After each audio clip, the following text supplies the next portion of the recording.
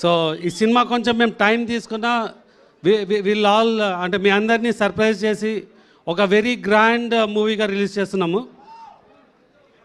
So ఈ సినిమాలో you can see all entertainment, songs, fights, dances, horror అన్నిటికన్నా మించి very grand visual with action ఉంటుందండి.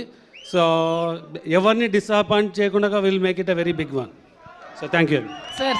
సార్ మా నుంచి మీకు కొన్ని క్వశ్చన్స్ ఉన్నాయి.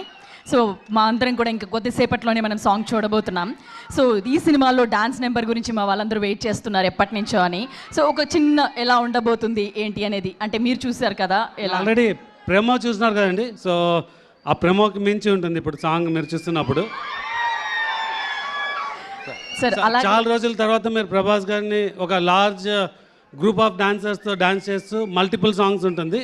ఈ సాంగ్ డెఫినెట్గా ఒక 800 to 1000 డాన్సర్స్తో మీరు will see this song.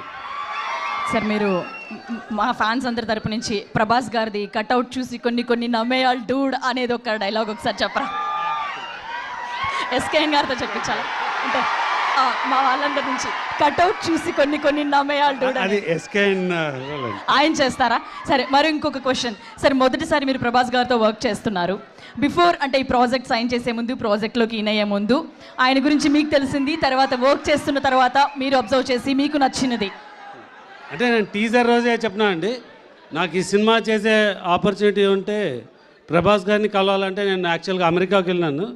So with in 3 days అంటే నేను వెళ్ళిన 3 days ఒక మీటింగ్ కంప్లీట్ చేసుకొని ఇమ్మీడియట్గా వచ్చి కలిసాను. సో ఇమ్మీడియట్గా ఈ said yes and I'm very happy. Okay. So Prabhas గారి గురించి ఇప్పటి వరకు చాలామంది ఎంతో అద్భుతంగా చెప్పారు. ఆయన చాలా మంచి మనిషి అని చెప్పి కూడా మేము అందరం విన్నాం.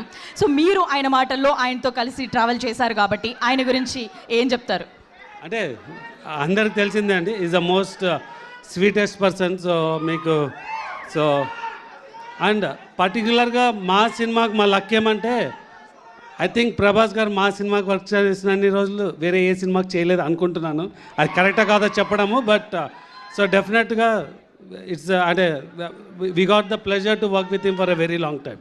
Thank you sir. అలాగే డైరెక్టర్ సాబ్ మారుతి గారిని కూడా సాధారణంగా స్టేజ్ మీదకి